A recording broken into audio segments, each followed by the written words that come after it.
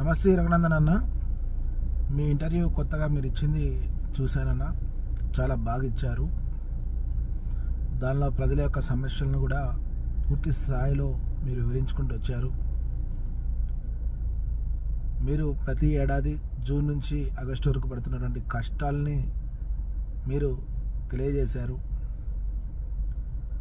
ప్రతి ఒక్కరు కూడా స్కూల్ అడ్మిషన్లలో, కాలేజ్ అడ్మిషన్లలో కావాలని మీ దగ్గర రావడము, ప్రజలకు కోరుకోవడము, ఆ ఫీజులు కన్సెషన్ విషయంలో కూడా మీరు మాట్లాడడము, ప్రజలకు చేరువగాడము ఎంతో ఆహ్వానించదగ్గదన్న.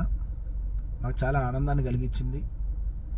అదేవిధంగా సంవత్సరం పొడుగుతున్న మీరు ఎంతోమందికి హాస్పిటల్లో బిల్లులు తగ్గించడం కోసం, ఆ కన్సెషన్లు తగ్గించడం కోసం చాలా కృషి చేస్తున్నారు. మీ యొక్క ఓటర్లు 1200 విలేజెస్లో ఉన్నటువంటి ఓటర్లందరికీ కూడా మీరు సహాయం చేస్తూ ఉన్నారు. ఆ లెక్కన 1200 విలేజెస్ ఇంటూ 5 కాల్స్, రోజుకి మీకు అన్ని వేల కాల్స్ వచ్చినా కూడా మీరు సహనంతో, ఓర్పుతో ఉండి ప్రజల సమస్యల్ని పరిష్కరిస్తూ, వాళ్ళ కాలేజీలలో, స్కూళ్ళల్లో కన్సెషన్ విషయంలో మాట్లాడుతూ, హాస్పిటల్ ఫీజుల విషయంలో కన్సెషన్లు మాట్లాడుతూ ప్రజలకి చాలా చేరువయ్యారన్న. మీ సేవ కూడా గుర్తించదగ్గది. అయితే రగన్న, నాదొక చిన్న విన్నపం అన్న. మీరు ఉన్నటువంటి పొజిషన్ చాలా గొప్ప పొజిషన్ అన్న. ఈ పొజిషన్లో మీరు ఉండి ఈ స్కూళ్ళ ఫీజులు, కాలేజ్ ఫీజుల విషయంలో, ఈ కన్సెషన్ విషయాలలో, హాస్పిటల్లో ఫీజుల విషయంలో, వాటి కన్సెషన్ విషయంలో మీరు మాట్లాడుతూ ఉంటేనా, మీరు పార్లమెంటుకు పోయి ప్రజలకు పట్టకొచ్చింది ఏంటి అన్నది ఒక ప్రశ్నగా ఉండిపోయిందన్న. ఇంకో ప్రశ్న మా నుంచి కూడా అన్న. విద్యార్థుల రాజకీయ పార్టీ తరపున నేను, నా టీము, కొంత యువత, చదువుకున్న యువత, గ్రాడ్యుయేట్స్, పోస్ట్ గ్రాడ్యుయేట్స్, అన్ఎంప్లాయీస్, చదువుకున్న నిరుద్యోగులు, మేమందరం కలిసి అన్న విద్యార్థుల రాజకీయ పార్టీ నడిపిస్తున్నామన్నా. ఒకవేళ అన్న నేను నీ యొక్క పొజిషన్లో ఉంటే, ఖాళీ ఎమ్మెల్యేగా ఉన్నా, ఖాళీ ఎంపీగా ఉన్నా కూడా అన్న, 1కి 10 సార్లు రాజీనామా చేస్తాను. 1కి 10 సార్లు రాజీనామా చేస్తా. ఎన్నిక పెట్టిస్తా, రాజీనామా చేస్తా, ఎన్నిక పెట్టిస్తా, రాజీనామా చేస్తా. అట్లా 10 సార్లు కూడా చేయడానికి సిద్ధంగా ఉన్నానా నేను. రాష్ట్ర ప్రజలకు కావాల్సింది విద్య, వైద్యం ఉచితంగా కావాలన్నా.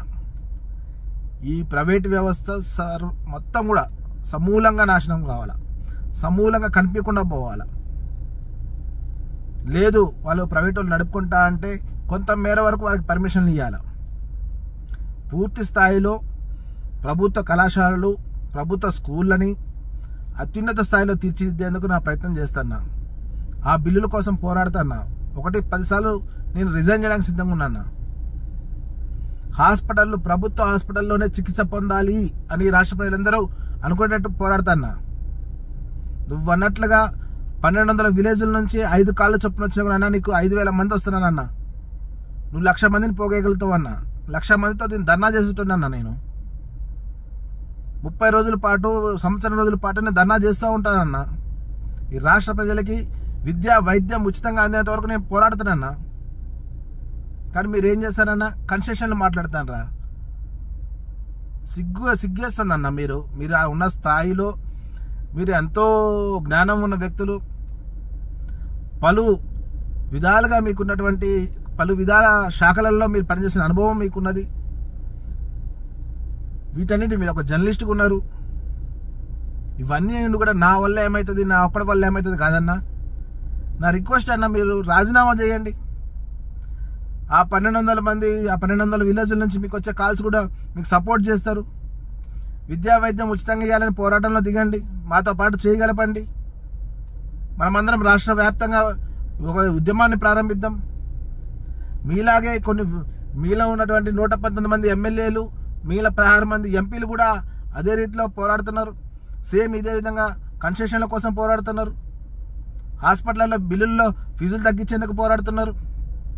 ఇది దేనికోసం అన్నా? అంటే ప్రజలందరూ మీ దగ్గర బానిసలుగా ఉండడం కోసం అన్నా?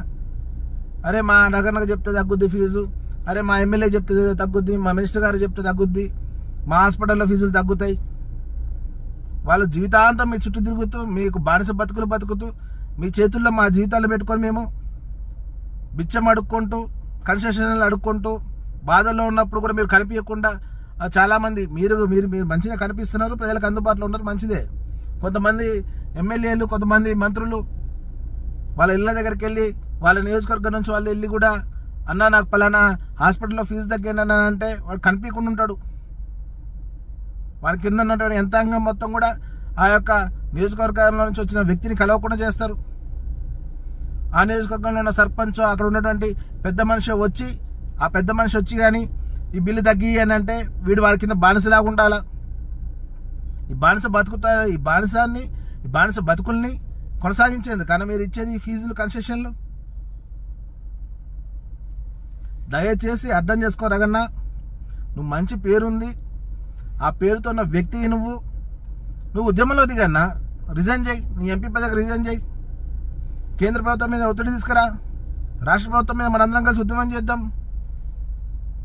ప్రజలందరూ మన పక్షాన ఉంటారన్నా. బానిస బతుకులు ఎందుకు బతికేయాలి? వాళ్ళు బానిసలు ఎందుకు కావాలా?